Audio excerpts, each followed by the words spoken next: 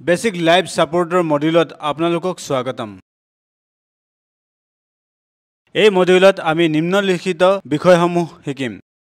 আমি শিকিম basic life support অৰ্থাৎ BLSৰ পৰিচয়, শ্বাস-প্ৰশ্বাসৰ ব্যৱস্থা, সাইনোসিস, কৃত্ৰিম শ্বাস-প্ৰশ্বাস, ফৰেন বডি এয়াৰৱে অবষ্ট্ৰাকশন বা FBAO, হাৰ্ট এটেকৰ বিপদ সংকেত, কাৰ্ডিঅ'পালমোনাৰী ৰিসাসিটেশন বা CPR। আমি আঘাতপ্ৰাপ্ত ব্যক্তিক বেসিক লাইফ সাপোৰ্ট যোগান ধৰাত স্বেচ্ছাসেৱকৰ ভূমিকাৰ সম্পৰ্কে শিকিম।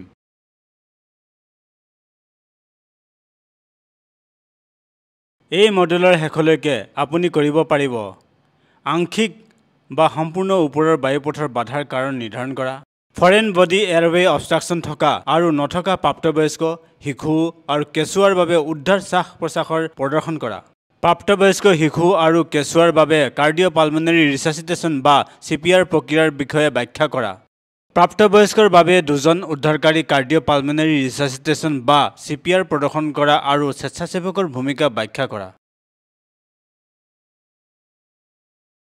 আঘাতপ্ৰাপ্ত ব্যক্তিক মগজুৰ কোষসমূহক অপৰিৱৰ্তনীয় ক্ষতিৰ পৰা ৰক্ষা কৰিবলৈ বেসিক লাইফ সাপোৰ্ট আৰু কাৰ্ডিঅ'পালমোনাৰী ৰিসাসিটেশন দিয়া হয়। বেসিক লাইফ সাপোৰ্ট আৰু কাৰ্ডিঅ'পালমোনাৰী ৰিসাসিটেশন হৈছে সেই প্ৰক্ৰিয়া য'ত এজন ফাৰ্ষ্ট ৰেছপন্ডাৰ আঘাতপ্ৰাপ্ত ব্যক্তিক স্থিৰ কৰি ৰাখিবলৈ চেষ্টা কৰে য'তলৈকে এমাৰ্জেন্সি চিকিৎসা সেৱা বা উন্নত যত্নৰ ব্যৱস্থা উপস্থিত নহয়। BLS হৈছে চিকিৎসাৰ এটি স্তৰ যি জীৱন সংকটজনক ৰোগ বা আঘাতপ্ৰাপ্ত ব্যক্তিক হাস্পতালত সম্পূৰ্ণ চিকিৎসা লাভ কৰাৰ পৰ্যন্ত প্ৰদান কৰা হয়। এই সেৱা প্ৰশিক্ষিত চিকিৎসাকৰ্মী যেনে এমাৰ্জেন্সি মেডিকেল টেকনিচিয়ান, পেৰামেডিক্স আৰু যোগ্য ব্যক্তিৰ দ্বাৰা প্ৰদান কৰা হ'ব পাৰে। এতিয়া আমি মানুহৰ শ্বাস-প্ৰশ্বাসৰ ব্যৱস্থাৰ বুজি লওঁ আহক। মানুহৰ শ্বাস-প্ৰশ্বাস ব্যৱস্থা 4টা উপাদানেৰে গঠিত। এইবোৰ হ'ল বায়ুপথ, যি ওপৰ আৰু তলৰ অংশৰে গঠিত, মগজুৰ শ্বাস-প্ৰশ্বাস কেন্দ্ৰক সামৰি লোৱা এটা স্নায়ুপেশী ব্যৱস্থা, শ্বাস-প্ৰশ্বাসজনিত পেশী আৰু দুয়োটাকে সংযোগ কৰা স্নায়ু এলভিঅলি, যিবোৰ হৈছে কেপিলাৰী আৰু ধমনী, কেপিলাৰী আৰু হীৰাৰে আগুৰি থকা ক্ষুদ্ৰ ক্ষুদ্ৰ বায়ুৰ মোনা। এলভিঅলিবোৰ কেপিলাৰীৰে আবদ্ধ থাকে। মগজুৱে থৰাক্স আৰু ডায়াফ্ৰামৰ মাচলসমূহলৈ স্নায়ুৰ সংকেত পঠিয়ায়, যাৰ ফলত আমি শ্বাস লওঁ। প্ৰতি শ্বাস গ্ৰহণৰ সৈতে বায়ুপথৰ মাজেৰে লাংছৰ এলভিঅলিলৈ যোৱা হয়, য'ত অক্সিজেন আৰু কাৰ্বন ডাই অক্সাইড বিনিময় হয়। শ্বাস-প্ৰশ্বাসৰ প্ৰণালীৰ সৈতে পৰিসঞ্চালন প্ৰণালীয়ে জীৱনৰ বাবে প্ৰয়োজনীয় অক্সিজেন যোগান ধৰাৰ লগতে শৰীৰৰ পৰা কাৰ্বন ডাই অক্সাইড আঁতৰাই দিয়ে। এজন ব্যক্তিৰ শ্বাস-প্ৰশ্বাস পৰীক্ষা কেনেকৈ কৰিব আমি জানো আহক। শ্বাস-প্ৰশ্বাসৰ উপস্থিতি পৰীক্ষা কৰিবলৈ আমি লুক, লিচেন, ফিল বা LLF পদ্ধতি অনুসৰণ কৰোঁ। এতিয়া আমি যথেষ্ট, অযথেষ্ট আৰু অনুপস্থিত শ্বাস-প্ৰশ্বাসৰ বিষয়ে শিকো। প্ৰতিটো প্ৰকাৰৰ বিষয়ে বেছি জানিবলৈ ক্লিক কৰক। যথেষ্ট বা পৰ্যাপ্ত উশাহ-নিশাহ হ'ল যেতিয়া প্ৰতিটো উশাহৰ লগে লগে বুকু আৰু পেটৰ সঠিক উত্থান-পতন হয়। মুখ বা নাকৰ পৰা বায়ু ওলাই অহাৰ শুনা আৰু অনুভৱ কৰিব পাৰি। উশাহ-নিশাহ অনাশয়ে হয় আৰু উশাহ-নিশাহ পৰ্যাপ্ত হাৰত হয়।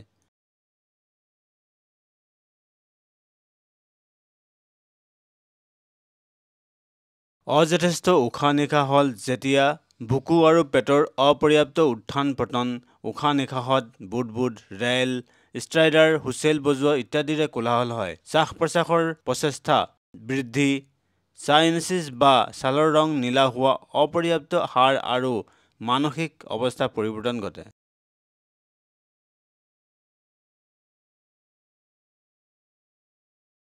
অনুপস্থিত উশাহ-নিশাহ হ'ল যেতিয়া বুকু বা পেটৰ কোনো গতি নাথাকে। মুখ বা নাকৰ পৰা ওলাই যোৱা বায়ু শুনা আৰু অনুভৱ কৰা নাযায়।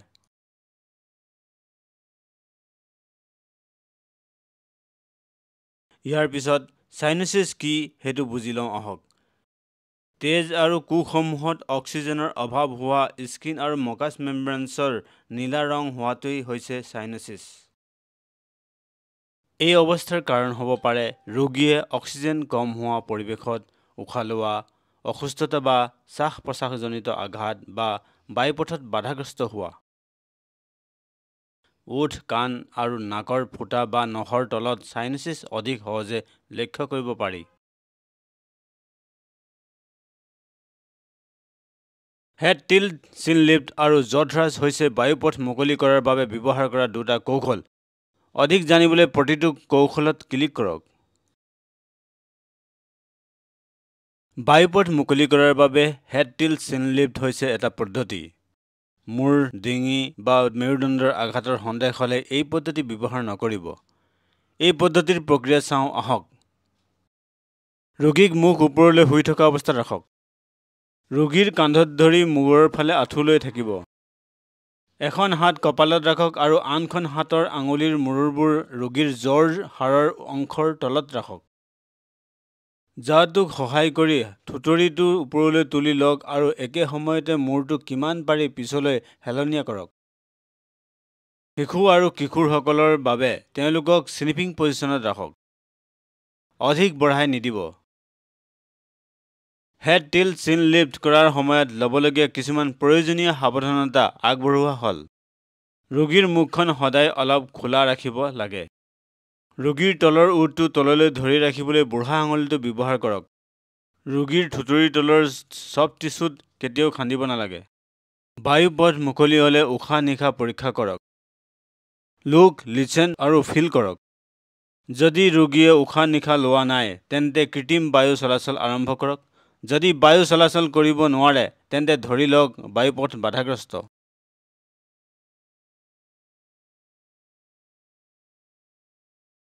জ থ্ৰাষ্ট হৈছে একমাত্ৰ কাৰ্য যি অচেতন ৰোগীৰ যাৰ মূৰ, গলা বা মেৰুদণ্ডৰ আঘাতৰ সন্দেহ কৰা হয়।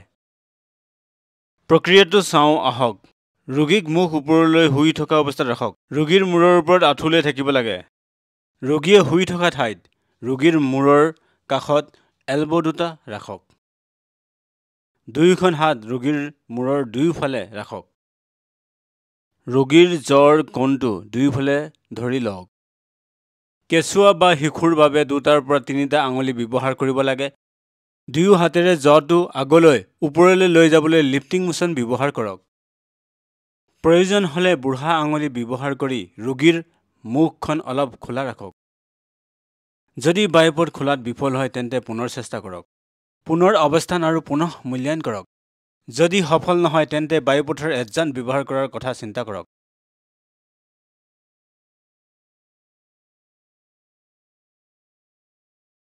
যেতিয়া ৰোগীৰ বায়ুপথ খুলি যায়, আপুনি অপৰ্যাপ্ত শ্বাস গ্ৰহণ কৰা বা একেবাৰে শ্বাস নলোৱা ৰোগীক কৃত্ৰিম শ্বাস-প্ৰশ্বাস প্ৰদান কৰিব পাৰে।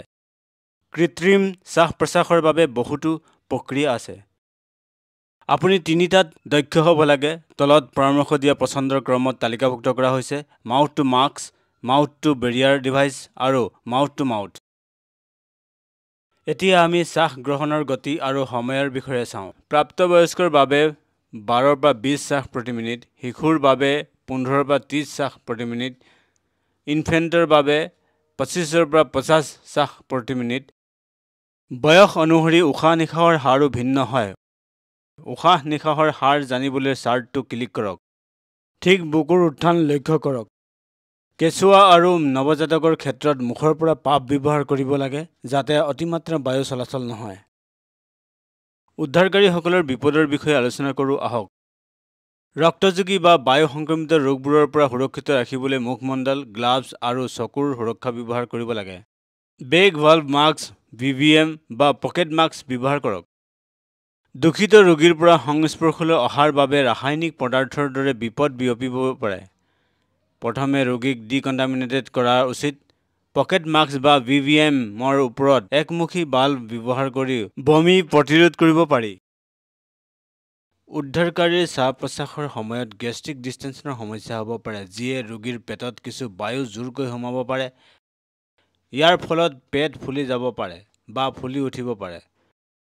ৰোগীৰ মূৰটো সঠিকভাৱে স্থাপন কৰি গেষ্ট্ৰিক প্ৰসাৰণ এৰাই চলি বা কম কৰি আৰু অতি বলপূৰ্বক বা অতি সোনকালে বায়ু চলাচল নকৰাকৈ ইয়াক প্ৰতিৰোধ কৰিব পাৰি, যাৰ ফলত বুকুখন পৰ্যাপ্ত পৰিমাণে বৃদ্ধি পায়। তাৰ আয়তন সীমাবদ্ধ থাকিব লাগে। যদি ৰোগীৰ হাৰ্টবিট আছে আৰু শ্বাস-প্ৰশ্বাসৰ যথেষ্ট হয় তেন্তে ৰোগীক পুনৰুদ্ধাৰ অৱস্থানত ৰাখক। এই অৱস্থানত মধ্যাকৰ্ষণৰ সহায়ত বায়ুপথ স্পষ্ট হৈ থাকে, যিয়ে মুখৰ পৰা পদাৰ্থ বাহিৰলৈ বৈ যোৱাত সহায় কৰে আৰু বায়ুপথত বৈ যোৱাত বাধা দিয়ে। পৰ্যাপ্তভাৱে উশাহ নিশাহ লোৱা কোনো সঁহাৰি নিদিয়া আঘাত নোপোৱা ৰোগীৰ ওপৰত আৰোগ্যৰ অৱস্থান ব্যৱহাৰ কৰিব লাগে। পৰিবহণ ব্যৱস্থা আহি নোপোৱালৈকে ৰোগীক সেই অৱস্থাতে ৰাখক।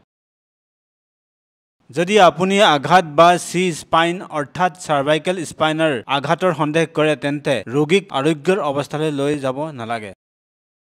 মুখৰ পৰা মাস্কলৈ ভেণ্টিলেশ্যন প্ৰক্ৰিয়াত ৰোগীৰ নাক আৰু মুখৰ চাৰিওফালে চিল গঠন কৰিবলৈ একমুখী ভাল্ভ থকা পকেট ফেচ মাস্ক ব্যৱহাৰ কৰা হয়। ই পচন্দৰ পদ্ধতি কাৰণ ই ৰোগীৰ সৈতে প্ৰত্যক্ষ সংস্পৰ্শ নাইকিয়া কৰে আৰু সংস্পৰ্শলৈ অহাত বাধা দিয়ে। এতিয়া আমি প্ৰক্ৰিয়াটোৰ ফালে চাওঁ আহক। ৰোগীৰ মুখ আৰু নাকৰ ওপৰত মাস্কটো ৰাখক। ওপৰৰ অংশটো নজ ব্ৰিজত আৰু বহল অংশটো থুতুৰিত ৰাখিব লাগে। সুৰক্ষিতৰ বাবে মাস্কখন ইয়াৰ প্ৰান্তৰ কাষেৰে সুদৃঢ়ভাৱে বন্ধ কৰিবলৈ আপোনাৰ হাতৰ তলুৱা আৰু বুঢ়া আঙুলি ব্যৱহাৰ কৰক।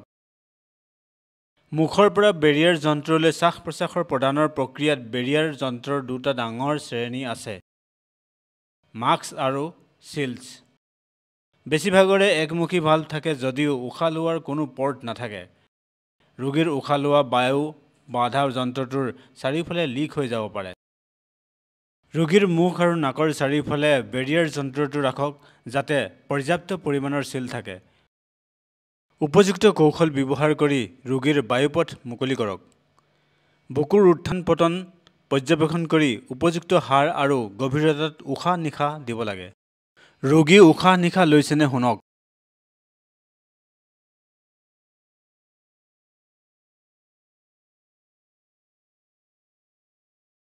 মুখৰ পৰা মুখলৈ বায়ু চলাচল কৰা পদ্ধতিটো চাওঁ আহক। সংক্ৰামক ৰোগত আক্ৰান্ত হোৱাৰ আশংকাৰ বাবে মুখৰ পৰা মুখলৈ বায়ু চলাচল কৰাটো ফিল্ডত ব্যৱহাৰৰ বাবে অতি বিপদজনক হৈ পৰে। এই পদ্ধতি ব্যৱহাৰ কৰাৰ সিদ্ধান্ত ব্যক্তিগত সিদ্ধান্ত। সম্ভৱ হ'লে বেৰিয়াৰ যন্ত্ৰ ব্যৱহাৰ কৰক।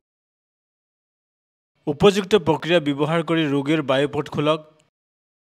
বায়ু ওলাই যোৱাৰ ৰোধ কৰিবলৈ সাৱধানে আপোনাৰ হাতৰ থাম্ব আৰু তৰ্জনী আঙুলিৰ সহায়ত ৰোগীৰ নাক চেপি ধৰি ৰাখক আৰু হাতটো মূৰত স্থাপন কৰক। কেতিয়াবা আপুনি এনে এজন ৰোগীৰ সন্মুখীন হ'ব পাৰে যিয়ে লাৰিঞ্জেক্টমী কৰাইছে। এই ব্যক্তিৰ স্থমা থাকিব, যি হৈছে ট্ৰেকিয়াৰ পৰা গলৰ সমৰ্থনীয় অংশলৈ থকা এটা স্থায়ী খোল। এই ক্ষেত্ৰত মুখৰ পৰা স্থমাত চিধা ভেণ্টিলেশ্যন প্ৰদান কৰক।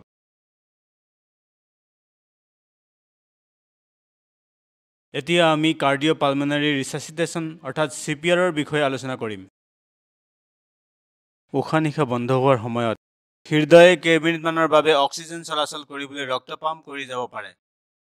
আগতীয়াকৈ হস্তক্ষেপ নকৰিলে উশাহ নিশাহ বন্ধ হোৱা অৱস্থাই হৃদয়ৰ বন্ধ হৈ যোৱাৰ কাৰণ হ'ব পাৰে। যেতিয়া হৃদয় বন্ধ হৈ যায় তেতিয়া ৰক্ত চলাচল বন্ধ হয় আৰু জীৱন প্ৰয়োজনীয় অংগবোৰ অক্সিজেনৰ অভাৱত পৰে। যেতিয়া ৰেস্পিৰেটৰী আৰু হৃদয়ৰ বন্ধ একেলগে হয় তেতিয়া ৰোগীৰ চিকিৎসাগতভাৱে মৃত্যু বুলি গণ্য কৰা হয়। চলাচল নোহোৱাকৈ 4 পৰা 6 মিনিটৰ ভিতৰত মগজুৰ ক্ষতি আৰম্ভ হয় আৰু 8 পৰা 10 মিনিটৰ পাছত এই ক্ষতি ঘূৰাই আনিব নোৱাৰি। CPR-ত বুকুৰ সংকোচন আৰু কৃত্ৰিম বায়ুৰ চলাচলৰ সংমিশ্ৰণ জড়িত হৈ থাকে, যিটো ব্যক্তিৰ হৃদযন্ত্ৰ আৰু হাঁওফাঁওক যান্ত্ৰিকভাৱে কাম কৰি ৰাখিবলৈ আৰু জৈৱিক মৃত্যু ৰোধ কৰিবলৈ ডিজাইন কৰা হৈছে। মন কৰিব যে CPR যিমান পাৰি সোনকালে আৰম্ভ কৰিব লাগে। এতিয়া আমি CPR-ৰ প্ৰস্তুতিৰ বিষয়ে আলোচনা কৰোঁ। যেতিয়া পুনৰুদ্ধাৰৰ প্ৰয়োজন নিৰ্ধাৰণ কৰা নহয় তেতিয়া কোনো ৰোগীক CPR কৰা উচিত নহয়। CPR প্ৰদান কৰাৰ আগতে আপুনি অচেতনতা, শ্বাস গ্ৰহণৰ অভাৱ আৰু পালছ আছেনে নাই নিৰ্ধাৰণ কৰি ল'ব লাগিব। ইয়াত CPR-ৰ বাবে পদক্ষেপসমূহ উল্লেখ কৰা হৈছে। বেছি জানিবলৈ প্ৰতিটো কাৰ্ডত ক্লিক কৰক। ৰোগীক সুধিব আপুনি ঠিকেই আছেনে? আপোনাৰ নাম কি? বা ৰোগীক জোকাৰি অথবা টেপ কৰক। যদি কোনো সঁহাৰি নিদিয়ে তেন্তে ৰোগীক সঠিকভাৱে ৰাখক। শৰীৰৰ কাষেৰে হাত দুখন দৃঢ় সমতল পৃষ্ঠত ৰাখি শুই থকা অৱস্থাত বা তেজৰ সোঁতত আপোচ কৰা হ'ব।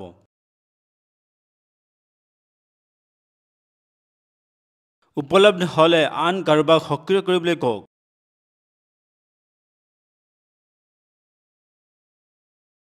CAB পৰীক্ষা কৰক। C মানে সংকোচনসমূহক বুজায়। ভুক্তভোগীৰ বুকুৰ মাজত জোৰেৰে আৰু দ্ৰুতভাৱে ঠেলি দিব লাগে। A মানে এয়াৰৱে, ভুক্তভোগীৰ মূৰটো পিছলৈ হেলনীয়া কৰি চুৰিটো ওপৰলৈ তুলি বায়ুপথ মুকলি কৰক। B মানে ব্ৰিডিং, অৰ্থাৎ উশাহ লোৱা। মুখৰ পৰা মুখলৈ উদ্ধাৰ শ্বাস প্ৰদান কৰক।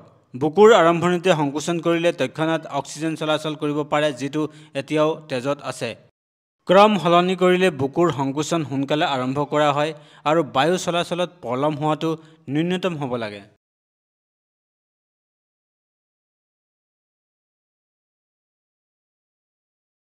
নাড়ীবিহীনতা পৰীক্ষা কৰক। এজন প্ৰাপ্তবয়স্ক আৰু শিশুৰ ওপৰত 5 পৰা 6 ছেকেণ্ডৰ বাবে কেৰটিড পৰীক্ষা কৰক। কেঁচুৱাৰ ওপৰত ব্ৰেকিয়েল পালছ পৰীক্ষা কৰক। যদি আপুনি কোনো নাড়ী ধৰা পেলোৱা নাই, তেন্তে লগে লগে CPR আৰম্ভ কৰক।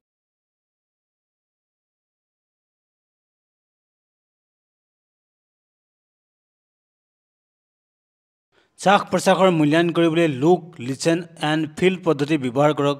যদি ৰোগীয়ে উশাহ নিশাহ লোৱা নাই, তেন্তে দুবাৰকৈ ভেণ্টিলেশ্যন দিব লাগে। কেঁচুৱাৰ ওপৰত সৰু সৰু পাফ ব্যৱহাৰ কৰিব লাগে।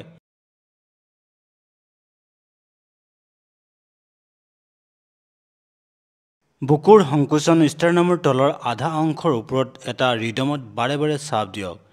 কৃত্ৰিম বায়ু চলাচলৰ সৈতে সংযুক্ত হ'লে ই জীৱন ধাৰণ কৰিবলৈ পৰ্যাপ্ত পৰিমাণৰ তেজৰ সঞ্চালন প্ৰদান কৰে। বুকুৰ সংকোচন তলত দিয়া পদক্ষেপসমূহৰে গঠিত।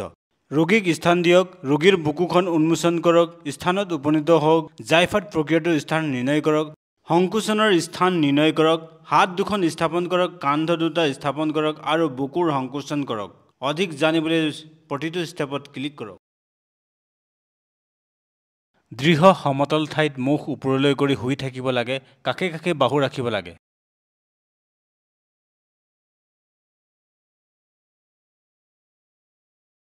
ৰোগীৰ চাৰ্ট বা ব্লাউজ খোলক। সম্ভৱ হ'লে ৰোগীৰ গোপনীয়তাৰ যত্ন ল'ব লাগে। ৰোগীৰ কাষৰ ওচৰত আঁঠু লৈ আঁঠু দুটা কান্ধৰ সমান বহলকৈ ৰাখিব লাগে।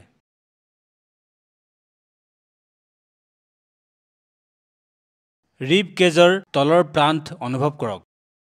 ৰিব কেজৰ কাষেৰে আঙুলিবোৰ চলাওক, য'ত বুকুৰ তলৰ অংশত ৰিবৰ ষ্টাৰ্নাম লগ পায়। জাইফাৰ্ডৰ পৰা বুকুৰ ওপৰৰ ফালে দুটা আঙুলিৰ প্ৰস্থ জুখিব। ইয়াতে আপুনি প্ৰত্যক্ষভাৱে হাতৰ গুৰুহাটো ৰখা উচিত। প্ৰথম হাতখনৰ ওপৰত নিজৰ মুক্ত হাতখন ৰাখক। আঙুলিবোৰ বঢ়াই বা আন্তঃসংলগ্ন কৰক। বুকুৰ ওপৰত থৈ নিদিব।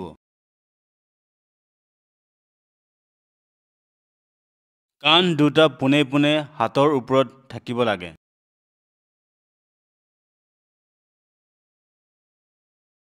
বাহু দুটা পোন কৰি আৰু এলব' দুটা লগ কৰক। কান্ধৰ পৰা পোনে পোনে তললৈ ঠেলি দিব। প্ৰতিটো সংকোচনৰ পিছত চাপ সম্পূৰ্ণৰূপে এৰি দিয়ক। অৱশ্যে হাত দুখন তুলি বা লৰচৰ নকৰিব, নহ'লে উপযুক্ত স্থান হেৰুৱাব। আপুনি সংকোচনসমূহ সম্পাদন কৰাৰ লগে লগে গণনা কৰক। ইয়াত আপুনি 8 বছৰ আৰু তাতকৈ অধিক বয়সৰ প্ৰাপ্তবয়স্কৰ CPRৰ সাৰাংশ চাব পাৰে। সংকোচনৰ গভীৰতা 5 পৰা 6 ছেণ্টিমিটাৰ। সংকোচনৰ হাৰ 1 পৰা 120 মিনিট। প্ৰতিটো ভেণ্টিলেশ্যন 4 পৰা 5 ছেকেণ্ড। নাড়ীৰ স্থান কেৰটিড ধমনী। এজন উদ্ধাৰকাৰী চক্ৰ 30টা সংকোচন, 2টা উশাহ। দুজন উদ্ধাৰকাৰী চক্ৰ 30টা সংকোচন, 2টা উশাহ।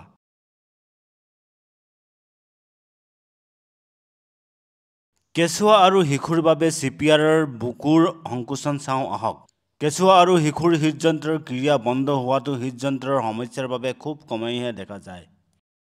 সাধাৰণতে আঘাত, শ্বাসৰুদ্ধ, ধোঁৱা, উশাহ লোৱা আদিৰ বাবে অক্সিজেন অত্যাধিক কম হাইপক্সিয়াৰ কাৰণ হয়। যদি আপুনি অকলে থাকে, এই কাৰণে আপুনি EMS ব্যৱস্থা সক্ৰিয় কৰাৰ আগতে এটা কেঁচুৱা বা শিশুক 1 মিনিটৰ বাবে পুনৰুজ্জীৱিত কৰিব লাগে। কেঁচুৱা আৰু শিশুৰ বাবে CPR বুকুৰ সংকোচনৰ বাবে পদক্ষেপসমূহ চাওঁ আহক। তেওঁলোক হৈছে: ৰোগীক স্থান দিয়ক, ৰোগীৰ বুকুখন উন্মোচন কৰক, সংকোচন স্থানৰ স্থান নিৰ্ণয় কৰক আৰু বুকুৰ সংকোচন কৰক। প্ৰতিটো পদক্ষেপ বিতংভাৱে চাওঁ আহক। ৰোগীৰ স্থান দৃঢ় সমতল পৃষ্ঠত শুই থকা হ'ব লাগিব। কাষে কাষে হাত দুখন থাকিব লাগিব। যদি ৰোগী কেঁচুৱা হয় তেন্তে তেওঁক আগবঢ়ত ৰাখক। মূৰটো সহায় কৰিবলৈ হাতৰ তলুৱা ব্যৱহাৰ কৰক। ৰোগীৰ চাৰ্ট বা ব্লাউজ আঁতৰাই ৰোগীৰ বুকুখন উন্মুক্ত কৰক। শিশুৰ ক্ষেত্ৰত প্ৰাপ্তবয়স্কৰ দৰে একেই স্থান ব্যৱহাৰ কৰক। কেঁচুৱাৰ ক্ষেত্ৰত নিপলৰ মাজৰ কাল্পনিক ৰেখাৰ তলত এটা আঙুলিৰ প্ৰস্থ ব্যৱহাৰ কৰিব লাগে। কেঁচুৱাৰ বাবে মধ্যম আৰু ৰিং ফিংগাৰৰ সমতল অংশটো ব্যৱহাৰ কৰি ষ্টাৰ্নামত সংকোচন কৰিব লাগে। শিশুৰ বাবে এটা হাতৰ গুৰুহা ব্যৱহাৰ কৰক। প্ৰতিটো সংকোচনৰ পিছত চাপ সম্পূৰ্ণৰূপে এৰি দিয়ক। অৱশ্যে হাত দুখন তুলি বা লৰচৰ কৰিব নালাগে, নহ'লে উপযুক্ত স্থান হেৰুৱাব। আপুনি সংকোচনসমূহ সম্পাদন কৰাৰ লগে লগে গণনা কৰক। শিশুৰ চিপিআৰৰ সাৰাংশ 1 পৰা 8 বছৰ বয়স আমেৰিকান হাৰ্ট এছ'চিয়েশ্যন AHA সংকোচনৰ গভীৰতা 4 পৰা 5 চেণ্টিমিটাৰ, বুকুৰ মুঠ গভীৰতাৰ 1/3 পৰা আধা। সংকোচনৰ হাৰ প্ৰতি মিনিটত 100 পৰা 120। নাড়ীৰ প্ৰতিটো বায়ু চলাচল 3 পৰা 5 ছেকেণ্ড। কেৰটিড ধমনী এজন উদ্ধাৰকাৰীৰ চক্ৰ 30টা সংকোচন 2টা উশাহ। দুজন উদ্ধাৰকাৰীৰ চক্ৰ 15টা সংকোচন 2টা উশাহ। আমেৰিকান হাৰ্ট এছ'চিয়েশ্যনৰ অধীনত অৰ্থাৎ AHA 1 বছৰীয়া কেঁচুৱাৰ চিপিআৰৰ সাৰাংশ সংকোচন গভীৰতা 3 পৰা 4 চেণ্টিমিটাৰ বা 1 পৰা 1.5 ইঞ্চি। বুকুৰ মুঠ গভীৰতাৰ 1/3 পৰা আধা। সংকোচনৰ হাৰ প্ৰতি মিনিটত 100 পৰা 120 বা তাতকৈ অধিক। প্ৰতিটো বায়ু চলাচল 3 পৰা 5 ছেকেণ্ড। পালছৰ স্থান ব্ৰেকিয়েল ধমনী। এজন উদ্ধাৰকাৰীৰ চক্ৰ 30টা সংকোচন 2টা উশাহ। দুজন উদ্ধাৰকাৰীৰ চক্ৰ 15টা সংকোচন 2টা উশাহ।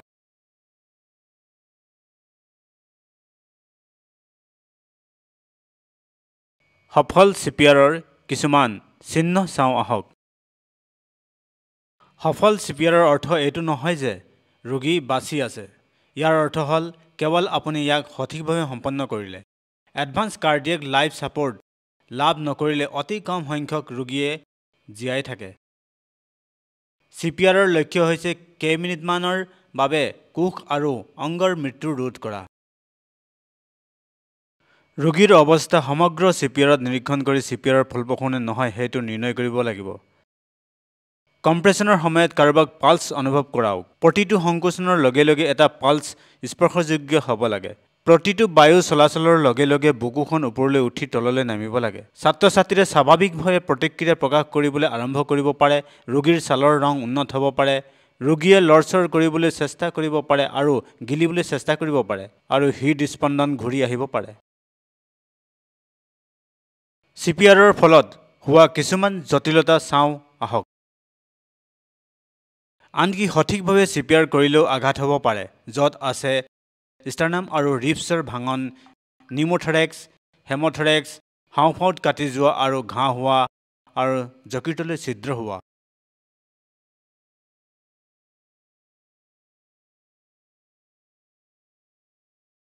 চিপিআৰ কৰাৰ ক্ষেত্ৰত হোৱা কেইটামান ভুল চাওঁ আহক।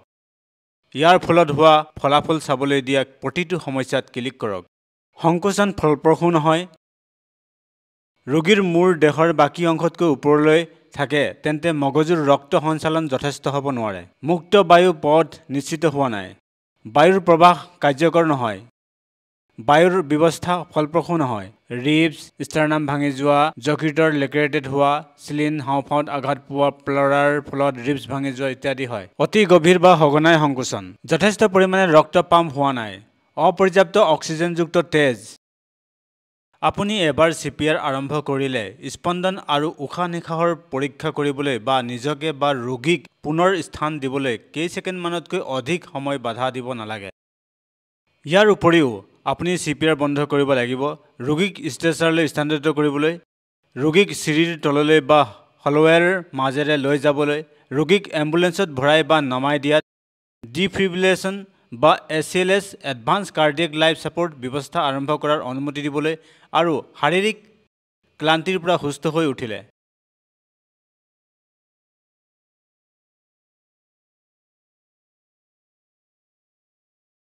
এতিয়া আমি ফৰেন বডি এয়াৰৱে অবষ্ট্ৰাকশ্যন বা FBAৰ বিষয়ে আলোচনা কৰিম। ফৰেন বডি এয়াৰৱে অবষ্ট্ৰাকশ্যন বা FBAৰ হ'ল খাদ্য গুটি বা খিলনা আদি বাহিৰৰ বস্তুৰ বাবে হাওঁফাওঁলৈ যোৱা শ্বাস-প্ৰশ্বাসৰ নলীৰ আংশিক বা সম্পূৰ্ণ বন্ধ হৈ পৰা। কাহৰ লগত হঠাতে শ্বাস-প্ৰশ্বাসজনিত অসুবিধা আৰম্ভ হ'ব পাৰে। বায়ুপথ অৱৰোধৰ প্ৰাৰম্ভিক পৰ্যায়ত প্ৰায় অৱস্থাই উত্তেজনা দেখা যায়। এয়াৰৱেৰ অৱৰোধৰ কাৰণসমূহ চাওঁ আহক। জিভা, এপিগ্লটিছ, ফৰেন বডি, টিচু ক্ষতি বা ৰোগ। প্ৰতিটোত ক্লিক কৰক আৰু অধিক জানক।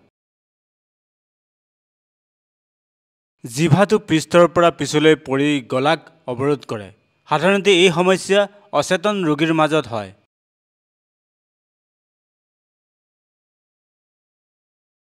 ডিঙিত সোমাই যোৱা আঘাত বা গৰম বতাহ উশাহ লোৱাৰ ফলত টিচুৰ ক্ষতি হ'ব পাৰে।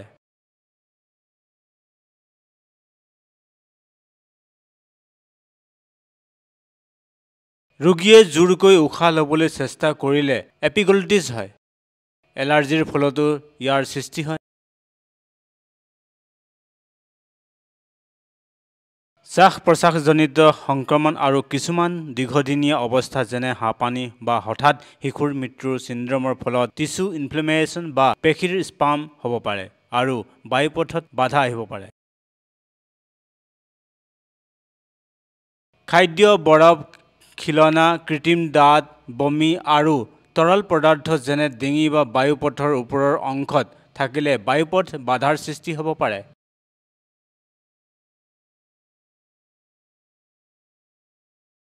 সফল চিকিৎসাৰ চাবিকাঠি হ'ল আগতীয়াকৈ চিনাক্তকৰণ। যিকোনো ভুক্তভোগীৰ FBO সন্দেহ কৰক। হঠাতে উশাহ বন্ধ হৈ যোৱা, চাইনেটিক হৈ পৰা বা কোনো কাৰণ নোহোৱাকৈ চেতনা হেৰুৱাই পেলোৱা।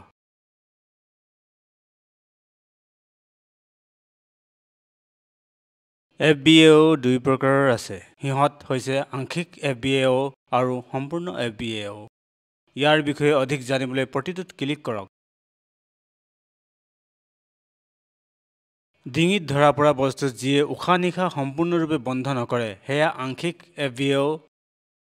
আংশিক বাধা থকা ৰোগীৰ বায়ুৰ বিনিময় পৰ্যাপ্ত বা বেয়া হ'ব পাৰে। পৰ্যাপ্ত পৰিমাণৰ বায়ু বিনিময় কৰিলে ৰোগীয়ে জোৰকৈ কাহ কৰিব পাৰে যদিও কাহৰ মাজত হুমুনিয়াহ কাঢ়িব পাৰে। ৰোগীয়ে বায়ুপথ পৰিষ্কাৰ কৰাৰ প্ৰচেষ্টাত বাধা নিদিব। বায়ুৰ বিনিময় বেয়া হ'লে ৰোগীয়ে দুৰ্বল, অকাৰ্যকৰী কাহ, উশাহ লওঁতে উচ্চ স্বৰৰ শব্দ, শ্বাস-প্ৰশ্বাসজনিত অসুবিধা আৰু সম্ভাৱ্য সাইনাচিছ বৃদ্ধি কৰিব। এই পৰিস্থিতিক সম্পূৰ্ণ বায়ুপথৰ বাধা হিচাপে গণ্য কৰক।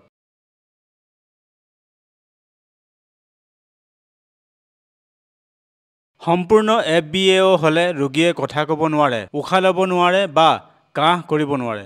ৰোগীয়ে বুঢ়া আঙুলি আৰু আঙুলিৰে ডিঙিত খামুচি ধৰিব পাৰে। এই ইংগিতক শ্বাসৰুদ্ধ হোৱাৰ সাৰ্বজনীন চিন বুলি জনা যায়। বায়ুৰ গতি অনুপস্থিত থাকিব।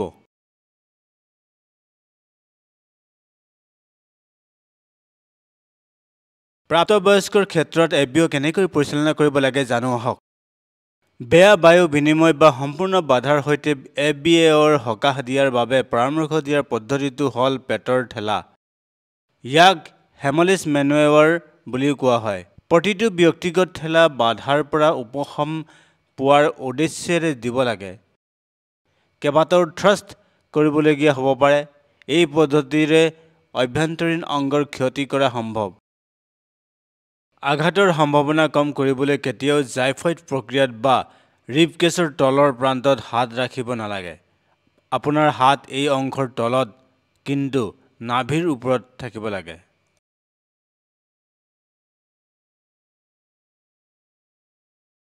শিশুৰ FBAO কেনেকৈ পৰিচালনা কৰিব লাগে আমি জানো আহক। শিশুৰ সম্পূৰ্ণ বায়ুপথৰ বাধা প্ৰাপ্তবয়স্কৰ বাবে কৰা ধৰণে পৰিচালনা কৰক। কিন্তু 1 পৰা 8 বছৰ বয়সৰ শিশুৰ লগতে কেঁচুৱাৰ ক্ষেত্ৰতো কেতিয়াও অন্ধ আঙুলিৰ ঝাৰু ব্যৱহাৰ কৰিব নালাগে।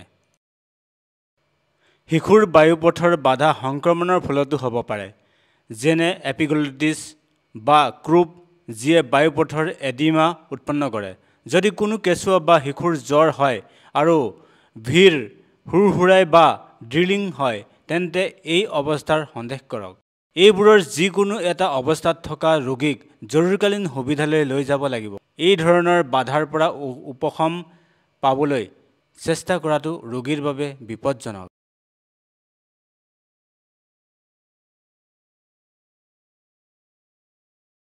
থিয় হৈ বা বহি থকা এজন সঁহাৰি জনোৱা প্ৰাপ্তবয়স্ক বা শিশু ৰোগীৰ বাবে এবডমিনেল থ্ৰাষ্ট কেনেকৈ দিব লাগে জানো আহক। প্ৰথমে সম্পূৰ্ণ বাধা আছে নে আংশিক বাধা আছে সেইটো নিৰ্ণয় কৰক। সুধিব, হেৰা শ্বাসৰুদ্ধ হৈ আছে নেকি? ৰোগীৰ পিছফালে নিজকে ৰাখি এটা মুঠিৰ বুঢ়া আঙুলি স্তনৰ হাড়ৰ মাজত ৰাখক। অন্য হাতৰ সৈতে হাতৰ মুঠিটো ধৰি তৎক্ষণাত 5টা চেষ্ট থ্ৰাষ্ট প্ৰদান কৰক। বস্তুটো আঁতৰাই পেলোৱা হৈছে বুলি প্ৰমাণৰ বাবে চাওক আৰু শুনক। আঁতৰাই দিলে ৰোগীয়ে কাহ বা কথা ক'বলৈ আৰম্ভ কৰিব। যদি ৰোগীৰ বায়ুপথ বাধাগ্ৰস্ত হৈ থাকে তেন্তে বায়ুপথ পৰিষ্কাৰ নোহোৱালৈকে বা ৰোগীয়ে সঁহাৰি হেৰুৱাই পেলোৱালৈকে ঠেলাবোৰ পুনৰাবৃত্তি কৰক। যদি ৰোগীটি বায়ুপথ বন্ধ কৰাৰ আগতে অপ্ৰতিক্ৰিয়াশীল হৈ পৰে তেন্তে কোনোবাক EMSক ফোন কৰাৰ বাবে নিৰ্দেশনা দিয়ক আৰু CPR আৰম্ভ কৰক। এতিয়া শিকি লওঁ কেনেকৈ এজন থিয় হৈ থকা বা বহি থকা অসন্তুষ্টিশীল প্ৰাপ্তবয়স্ক বা শিশু ৰোগীক এবডমিনেল থ্ৰাষ্ট দিব লাগে। প্ৰথমে উপযুক্ত BSI সুৰক্ষা ব্যৱস্থা গ্ৰহণ কৰক। ৰোগীক মুখ ওপৰলৈ শুই থকা অৰ্থাৎ শুই থকা অৱস্থাত প্ৰতিক্ৰিয়াশীলতা মূল্যায়ন কৰিবলৈ টেপক আৰু চিঞৰক। যদি প্ৰতিক্ৰিয়া নাথাকে EMSক এলাৰ্ট কৰক। শ্বাস প্ৰবাহৰ অস্তিত্বৰ বাবে চাই শুনি আৰু বতাহৰ বিনিময়ৰ বাবে অনুভৱ কৰি পৰীক্ষা কৰক। যদি শ্বাস লোৱাৰ অভাৱ আছে বা মাত্ৰ গৰগৰাই আছে তেন্তে কেৰটিড পালছ পৰীক্ষা কৰক। যদি পালছ থাকে তেন্তে ৰোগীক বতাহ প্ৰদান কৰাৰ চেষ্টা কৰক। যদি দুবাৰ চেষ্টা কৰাৰ পিছত আপুনি পৰ্যাপ্ত পৰিমাণে বুকুৰ উত্থান লাভ কৰিব নোৱাৰে তেন্তে CPR আৰম্ভ কৰক। ৰোগী থিয় হৈ বা বহি থকাৰ সময়ত গৰ্ভৱতী বা মেদবহুল প্ৰতিক্ৰিয়াশীল প্ৰাপ্তবয়স্কৰ বাবে চেষ্ট থ্ৰাষ্ট প্ৰয়োগ কৰিব পাৰি। চেষ্ট থ্ৰাষ্ট কেৱল গৰ্ভাৱস্থাৰ শেষৰ পৰ্যায়ত থকা বা লক্ষণীয়ভাৱে মেদবহুল ৰোগীৰ ক্ষেত্ৰতহে ব্যৱহাৰ কৰিব লাগে, যেতিয়া এবডমিনেল থ্ৰাষ্ট ফলপ্ৰসূভাৱে প্ৰয়োগ কৰিব নোৱাৰি। গতিকে গৰ্ভৱতী মহিলা আৰু চৰ্বিযুক্ত ব্যক্তিৰ বাবে চেষ্ট থ্ৰাষ্ট ব্যৱহাৰ কৰিব লাগে।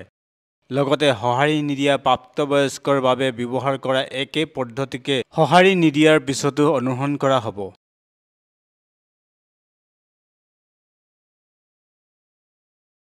এতিয়া কেঁচুৱাত ABO কেনেকৈ পৰিচালনা কৰিব লাগে চাওঁ আহক। মুখ বন্ধ কৰা কাহ বা হহুকি অহাৰ সৈতে জড়িত শ্বাস-প্ৰশ্বাসজনিত অসুবিধা হঠাতে আৰম্ভ হোৱাৰ শিশুৰ ফৰেন বডিৰ বায়ুপথ বাধাগ্ৰস্ত হোৱাৰ সন্দেহ সদায়। অধিক জানিবলৈ প্ৰত্যেক টেবত ক্লিক কৰক। এই প্ৰক্ৰিয়াটো কেৱল তেতিয়াহে সম্পাদন কৰক যেতিয়া কেঁচুৱাটিৰ শ্বাসনলী সম্পূৰ্ণভাৱে অৱৰুদ্ধ হয় বা আংশিক অৱৰুদ্ধ হৈ শ্বাস-প্ৰশ্বাসৰ ক্ষীণ বিনিময় হয় আৰু কেৱল তেতিয়াহে যেতিয়া আপুনি কোনো বৈদেশিক বস্তুৰ সন্দেহ কৰে। উপযুক্ত BSI অৰ্থাৎ শৰীৰৰ পদাৰ্থ বিচ্ছিন্নতা সুৰক্ষা ব্যৱস্থা গ্ৰহণ কৰক। দুয়োখন হাতৰ আগবাহুৰ মাজত কেঁচুৱাটোক তুলি লওক। কান্ধৰ ব্লেডৰ মাজত দ্ৰুতভাৱে 5টা বেক ব্লজ দিব। যদি ই বস্তুটো বাহিৰ কৰাত ব্যৰ্থ হয় পৰৱৰ্তী পদক্ষেপলৈ যাওক। কেঁচুৱাটোক পিঠিৰ ফালে ঘূৰাই দিয়ক, মূৰটো ট্ৰাংকতকৈ তললৈ ৰাখক আৰু আপোনাৰ ঠাই ব্যৱহাৰ কৰি আপোনাৰ আগবাহুটোৰে ছাপোৰ্ট কৰক। কম্প্ৰেছন ছাইডটো বিচাৰি উলিয়াওক আৰু 5টা চেষ্ট থ্ৰাষ্ট দিব লাগে। এই ক্ৰমৰ পিঠিত স্বৰ আৰু চেষ্ট থ্ৰাষ্ট দি থাকিব যেতিয়ালৈকে বস্তুটো বাহিৰ নহয় বা কেঁচুৱাটোৱে সঁহাৰি হেৰুৱাব নোৱাৰে। যদি আপুনি বস্তুটো বাহিৰ কৰাৰ আগতে কেঁচুৱাটোৱে সঁহাৰি নিদিয়া হৈ পৰে তেন্তে CPR আৰম্ভ কৰক।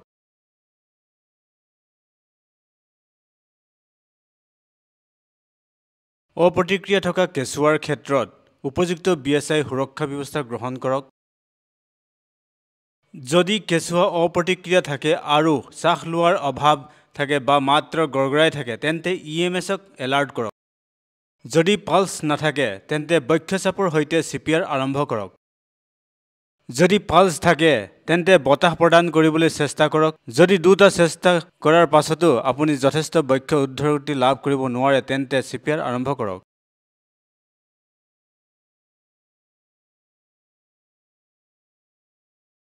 জীয়াই থকাৰ শৃংখলে সেই লিংকবোৰক বুজায় যাৰ জৰিয়তে সকলো লিংক একেলগে ৰখাৰ পিছত ৰোগীৰ জীয়াই থকাৰ সম্ভাৱনা বৃদ্ধি পায়।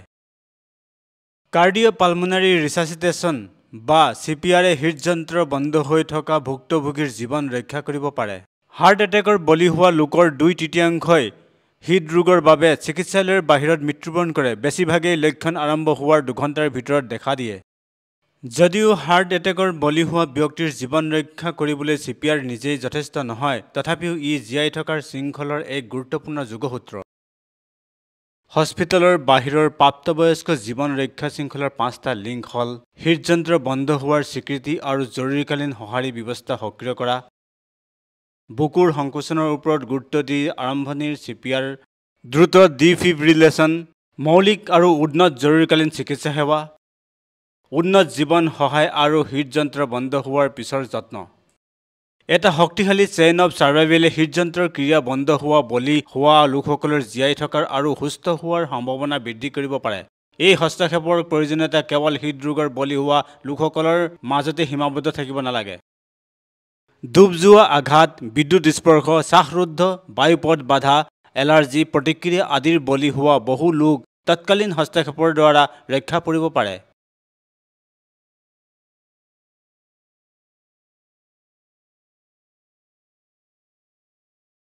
হাৰ্ট এটেকৰ বিপজ্জনক কাৰকসমূহৰ বিষয়ে আলোচনা কৰোঁ আহক।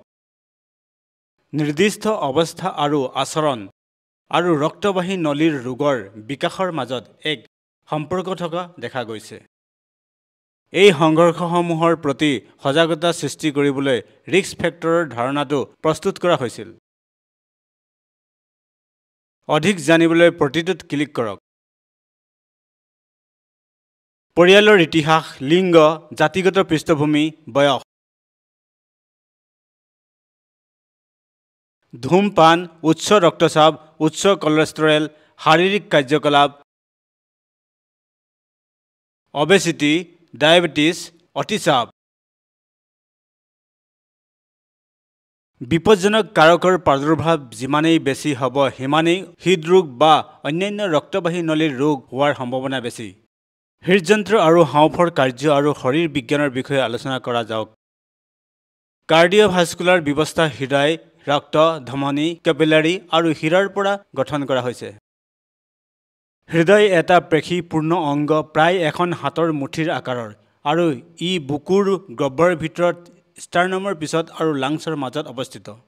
কৰোনাৰী ধমনী বিশেষ ধমনী, যিয়ে হৃদয়ৰ পেশীসমূহক নিজৰ ৰক্ত যোগান ধৰে। হৃদযন্ত্ৰই তেজ পাম্প কৰি হাঁওফাঁওৰ পৰা অক্সিজেনযুক্ত তেজ গ্ৰহণ কৰি ধমনীৰে শৰীৰলৈ প্ৰেৰণ কৰে। ইয়াৰ উপৰিও ই শিৰাৰ পৰা অক্সিজেনযুক্ত তেজ লাভ কৰি হাঁওফাঁওলৈ পাম্প কৰি অক্সিজেন যোগান ধৰে। একমুখী বাল্ববোৰে তেজৰ প্ৰৱাহ দিশ বজাই ৰাখে আৰু পিছলৈ প্ৰৱাহ ৰোধ কৰে। ক্লিনিকেল আৰু বায়'লজিকেল ডেথৰ বিষয়ে জানো আহক। শ্বাস-প্ৰশ্বাস আৰু ৰক্ত সঞ্চালনৰ তন্ত্ৰ পৰস্পৰৰ ওপৰত নিৰ্ভৰশীল। যিকোনো এটা বন্ধ হ'লে আনটোৱেও অতি কম সময়ৰ ভিতৰতে একেই কাম কৰিব। মগজু হৈছে প্ৰথমটো অংগ যিয়ে অক্সিজেনৰ অভাৱৰ প্ৰভাৱ ভোগ কৰে। অক্সিজেনৰ যোগান বন্ধ হোৱাৰ কিছু সময়ৰ ভিতৰত মগজুৰ কোষসমূহ মৰি যায়, যাৰ ফলত অপূৰণীয় ক্ষতি সাধিত হয়।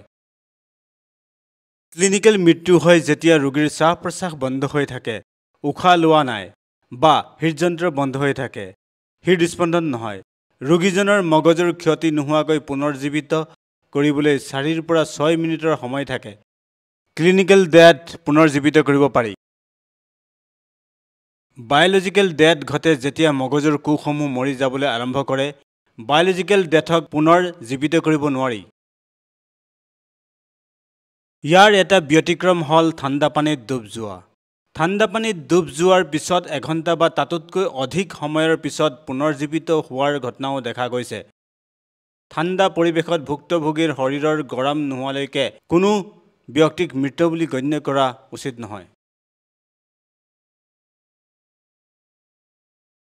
নিশ্চিত মৃত্যুৰ লক্ষণসমূহৰ বিষয়ে আলোচনা কৰা যাওক। তিনিটা প্ৰধান লক্ষণ হ'ল লিভিডিটি, ৰিগৰ মাৰ্টিছ আৰু বিয়োজন। এইবোৰৰ বিষয়ে বিতংভাৱে আলোচনা কৰা যাওক। শৰীৰৰ তলৰ অংশত তেজ জমা হোৱাটোৱেই হৈছে লিভিডিটি। বেঙুনীয়াৰ পৰা নীলা ৰং হিচাপে দেখুৱায়। মৃত্যুৰ কেইঘণ্টামানৰ পিছতে মাধ্যাকৰ্ষণ শক্তিৰ বাবে শৰীৰৰ নিম্নতম অংশত তেজ থিতাপি লয়। ৰিগৰ মাৰ্টিছ মানে মৃত্যুৰ পিছত সাধাৰণতে 8 পৰা 10 ঘণ্টাৰ ভিতৰত হোৱা শৰীৰ আৰু অংগ প্ৰত্যংগ জঠৰ হোৱা। পচি যোৱা শৰীৰ এটাই সদায় দুৰ্গন্ধ উৎপন্ন কৰে। পচনৰ হাৰ কেইবাটাও কাৰকৰ ওপৰত নিৰ্ভৰ কৰে, মূলতঃ পৰিৱেশৰ উষ্ণতা। মৃত্যুক নিশ্চিত কৰা আঘাতসমূহ যেনে মূৰ কটাই দিয়া, অংগ বিচ্ছিন্ন কৰা, জ্বলাই দিয়া, গুৰুতৰ চাপৰ আঘাত আদিও মৃত্যুৰ অন্য চিহ্ন। মাত্ৰ এজন চিকিৎসকেই এজন ব্যক্তিক চৰকাৰীভাৱে মৃত বুলি ঘোষণা কৰিব পাৰে। অটোমেটেড এক্সটাৰ্নেল ডিফিব্ৰিলেশ্যন বা AEDৰ বিষয়ে আলোচনা কৰা যাওক। AED হৈছে এটা লঘু পৰ্টেবল ডিভাইচ। ই বুকুৰ মাজেৰে হৃদযন্ত্ৰলৈ বিদ্যুৎ স্পৃষ্ট কৰে যেতিয়া ই কোনো অস্বাভাৱিক ছন্দ ধৰা পেলায় আৰু ছন্দটো স্বাভাৱিকলৈ ঘূৰাই আনে। হঠাতে হৃদযন্ত্ৰ বন্ধ হৈ যোৱা লোকক AEDয়ে সহায় কৰে, যিটো হঠাতে নিয়মিতভাৱে হৃদস্পন্দন বন্ধ হৈ গ'লে হয়। যেতিয়া হৃদযন্ত্ৰৰ প্ৰাকৃতিক বৈদ্যুতিক ব্যৱস্থাই সঠিকভাৱে কাম নকৰে তেতিয়া এনেকুৱা হয় কিছু মিনিটৰ ভিতৰত চিকিৎসা নকৰিলে হৃদযন্ত্ৰ বন্ধ হৈ সোনকালে মৃত্যুমুখত পৰে। সৰল অডিঅ' আৰু ভিজুৱেল আদেশৰ সৈতে AEDসমূহক এজন সাধাৰণ ব্যক্তিৰ বাবে সহজে ব্যৱহাৰ কৰিবলৈ ডিজাইন কৰা হৈছে। এজন প্ৰমাণিত চিকিৎসা প্ৰথম সঁহাৰিদাতাই AED ব্যৱহাৰ কৰিব পাৰে। AEDসমূহ এনেদৰে ডিজাইন কৰা হৈছে যাতে বিদ্যুৎ স্পৃষ্ট হয় যিয়ে হৃদযন্ত্ৰক স্বাভাৱিকভাৱে স্পন্দন আৰম্ভ কৰিবলৈ উদ্দীপিত কৰিব। এই চক বন্ধ হোৱা বা ৰিষ্টৰ অৱস্থাত থকা হৃদয়ক পুনৰ আৰম্ভ নকৰে, কিন্তু ই হৃদয়ক স্বাভাৱিকভাৱে এক প্ৰভাৱশালী ৰিদম পুনৰ স্থাপন কৰাৰ বাবে সুযোগ দিয়ে। এই সম্পূৰ্ণ প্ৰক্ৰিয়াক ডিফিব্ৰিলেশ্যন বুলি কোৱা হয়। ডিভাইচটোৱে চিকিৎসা কৰা অৱস্থাসমূহৰ বিষয়ে আলোচনা কৰা যাওক। হঠাৎ হৃদযন্ত্ৰ বন্ধ হৈ যোৱা যিকোনো ব্যক্তিৰ যিকোনো সময়তে কোনো সতৰ্কবাণী নোহোৱাকৈ হ'ব পাৰে, কিন্তু সাধাৰণতে প্ৰাপ্তবয়স্কৰ ক্ষেত্ৰত এনে হয়। বেছিভাগ কাৰ্ডিয়েক এৰেষ্ট ঘৰতে হয়। গতিকে জৰুৰীকালীন চিকিৎসা সেৱা EMS ব্যৱস্থাটো কেনেকৈ সক্ৰিয় কৰিব লাগে, CPR কৰিব লাগে আৰু স্বয়ংক্ৰিয় বাহ্যিক ডিফিব্ৰিলেটৰ AED ব্যৱহাৰ কৰিব লাগে সেই বিষয়ে জনাটোৱে আপোনাৰ জীৱন ৰক্ষা কৰাত সহায় কৰিব পাৰে। হৃদযন্ত্ৰৰ বৈদ্যুতিক ব্যৱস্থাই সংকেত প্ৰেৰণ কৰে যিয়ে হৃদযন্ত্ৰক তেজ পাম্প কৰিবলৈ কয়। এই সংকেতবোৰ হৃদযন্ত্ৰৰ ওপৰৰ কক্ষবোৰৰ মাজেৰে যাক অলিন্দ বুলি কোৱা হয় আৰু তলৰ কক্ষবোৰলৈ যায় যাক নিলয় বোলা হয়। যেতিয়া হৃদযন্ত্ৰ স্বাভাৱিক আৰু সুস্থ হয় তেতিয়া এই বৈদ্যুতিক সংকেতবোৰৰ ফলত ভেন্ট্ৰিকলছবোৰ একেলগে চেপি ধৰে বা সংকুচিত হয়। এই সংকোচনবোৰে হৃদযন্ত্ৰৰ পৰা তেজ উলিয়াই দিবলৈ বাধ্য কৰে, তাৰ পিছত তেজ সমগ্ৰ শৰীৰত চলাচল কৰে। সংকোচনৰ মাজত যেতিয়া ভেন্ট্ৰিকলছ শিথিল হয় তেতিয়া পুনৰ তেজ হৃদযন্ত্ৰলৈ বৈ যায়। ব্যক্তিৰ পালছ লওঁতে হৃদ স্পন্দনৰ মাজত যিবোৰ বিৰতি লক্ষ্য কৰে সেইবোৰ হ'ল সংকোচনৰ মাজৰ বিৰতি।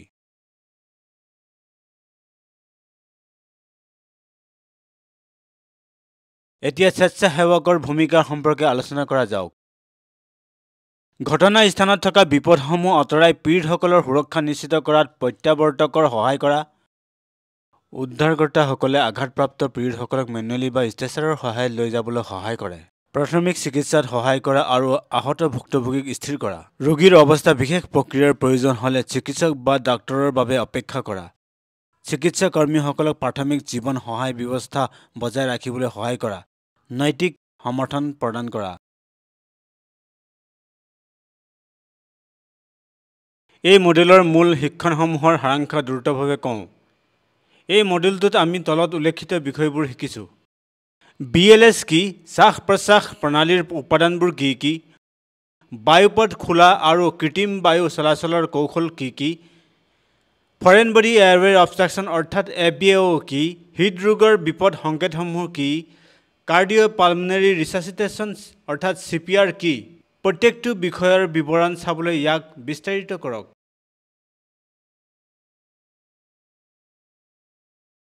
BLSৰ অৰ্থ হৈছে বেছিক লাইফ ছাপোৰ্ট আৰু CPRৰ অৰ্থ হৈছে কাৰ্ডিঅ'পালমোনাৰী ৰিচাচিটেশ্যন, অৰ্থাৎ মগজুৰ কোষসমূহক বচাই থোৱা যাতে মগজুৰ কোষসমূহত স্থায়ী ক্ষতি নোহোৱা হয় আৰু পীড়িতক সুৰক্ষিত ৰাখিব পৰা যায়।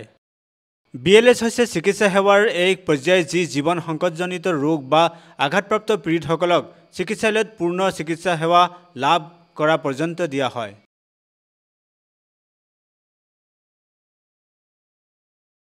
শ্বাস-প্ৰশ্বাস প্ৰণালীৰ 4টা উপাদানেৰে গঠিত। এটা বায়ুপথ ঊৰ্ধ্ব আৰু নিম্ন, এটা স্নায়ুপেশী তন্ত্ৰ, মগজুৰ শ্বাস-প্ৰশ্বাস কেন্দ্ৰ, শ্বাস-প্ৰশ্বাসজনিত পেশী আৰু দুয়োটাকে সংযোগ কৰা স্নায়ু, এলভিঅলি কেপিলেৰীৰে আগুৰি থকা ক্ষুদ্ৰ বায়ুৰ মোনা, ধমনী, কেপিলেৰী আৰু হীৰা।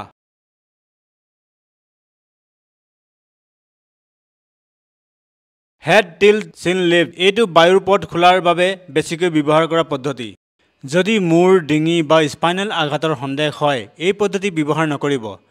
জোথ্ৰাছ এই পদ্ধতিটো মূৰ, ডিঙি বা স্পাইনেল আঘাত সন্দেহ কৰা আনকনচিয়াছ ৰোগীসকলৰ বাবে একমাত্ৰ পৰামৰ্শযোগ্য পদ্ধতি। ৰোগীৰ বায়ুৰ পথ খোলাৰ পাছত আপুনি কৃত্ৰিম শ্বাস-প্ৰশ্বাস প্ৰদান কৰিব পাৰে। কৃত্ৰিম শ্বাস-প্ৰশ্বাসৰ বিভিন্ন পদ্ধতি আছে। তলত উল্লিখিত 3টা কৌশল শিকাৰ পৰামৰ্শ দিয়া হৈছে আৰু পছন্দৰ শৃংখলাৰে উল্লিখিত হৈছে: mouth to mask, mouth to barrier device, mouth to mouth.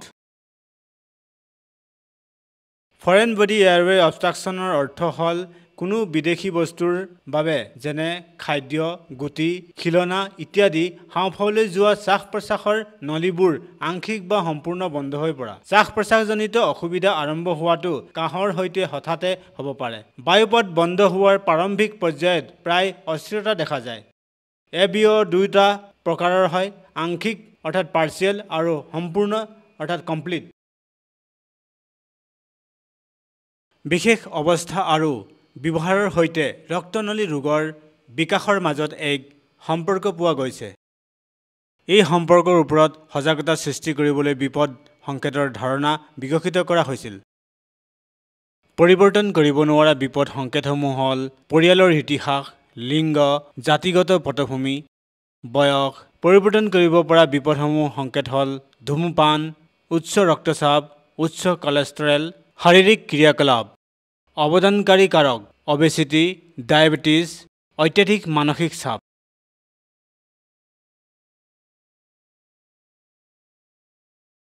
শ্বাস বন্ধৰ সময়ত হৃদয়ে কিছু মিনিটৰ বাবে চলি থাকিব পাৰে আৰু অক্সিজেন পৰিবহণ কৰিব পাৰে। শীঘ্ৰে সতৰ্ক ব্যৱস্থা গ্ৰহণ নকৰিলে শ্বাস-প্ৰশ্বাস বন্ধ হ'লে হৃদযন্ত্ৰ বন্ধ হ'ব পাৰে। এবাৰ হৃদযন্ত্ৰ বন্ধ হ'লে ৰক্ত চলাচল বন্ধ হৈ যায় আৰু প্ৰয়োজনীয় অংগসমূহ অক্সিজেনহীন হয়। যেতিয়া শ্বাস বন্ধ আৰু হৃদয় বন্ধ একেলগে হয়, ৰোগী চিকিৎসাগতভাৱে মৃত বুলি গণ্য কৰা হয়। 4 পৰা 6 মিনিটৰ ভিতৰত মগজুৰ কোষত ক্ষতি আৰম্ভ হয় আৰু 8 পৰা 10 মিনিটৰ ভিতৰত সেই ক্ষতি স্থায়ী হয়। CPRত বুকুৰ সংকোচন আৰু কৃত্ৰিম বায়ু চলাচলৰ সংমিশ্ৰণ জড়িত হৈ থাকে, যিটো ব্যক্তিৰ হৃদযন্ত্ৰ আৰু হাঁওফাঁওক যান্ত্ৰিকভাৱে কাম কৰি ৰাখিবলৈ আৰু জৈৱিক মৃত্যু ৰোধ কৰিবলৈ ডিজাইন কৰা হৈছে।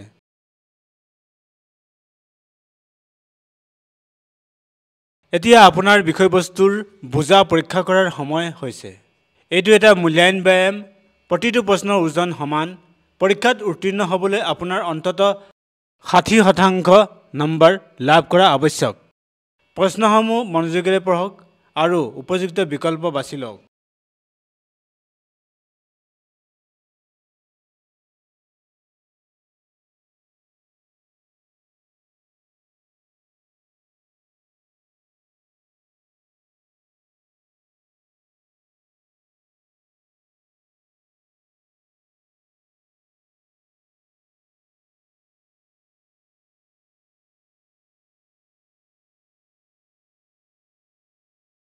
অভিনন্দন।